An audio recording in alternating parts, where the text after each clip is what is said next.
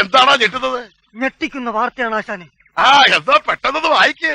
മലയാള സിനിമയിലെ കൂടുതൽ നടന്മാർക്കെതിരെ പീഡനാനുഭവങ്ങൾ തുറന്നു പറഞ്ഞ് നടിമാർ രംഗത്ത്.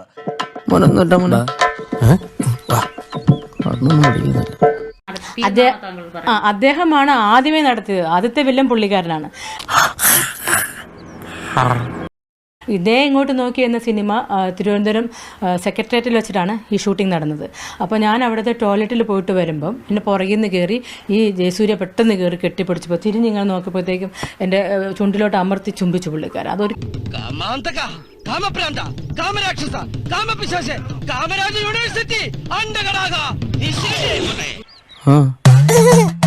സാറിന് ഐശ്വര്യം വരാൻ പോവുകയാണ്. സാറിന്റെ തലയിൽ ഇപ്പോൾ ശുക്രനാണ്. പുള്ളി എൻ്റെ പുറകെ ഓടി വന്നായിരുന്നു ജയസൂര്യ. എന്നിട്ട് വന്നിട്ട് പറഞ്ഞു, മീനു ഞാനൊരു കാര്യം ചോദിക്കും, എസ് ഓർ നോ എന്ന് മാത്രം പറഞ്ഞാൽ മതി. അപ്പോൾ ഞാൻ ചെന്തേ അവർ പറഞ്ഞു, അതെ എനിക്ക് ഇവിടെ ട്രിവാൻഡ്രത്ത് ഫ്ലാറ്റ് ഉണ്ട്, എനിക്ക് മിനുവിന് ഇൻട്രസ്റ്റഡ് ആണ്, താല്പര്യമുണ്ടെങ്കിൽ നമുക്ക് ഫ്ലാറ്റിൽ വെച്ച് കാണാം.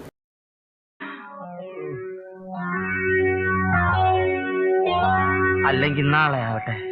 ഇതിന് പ്രതികാരം ചെയ്തിട്ട് ഞങ്ങൾ തിരിച്ചു വരും. നീ വണ്ടി എടുക്കണം.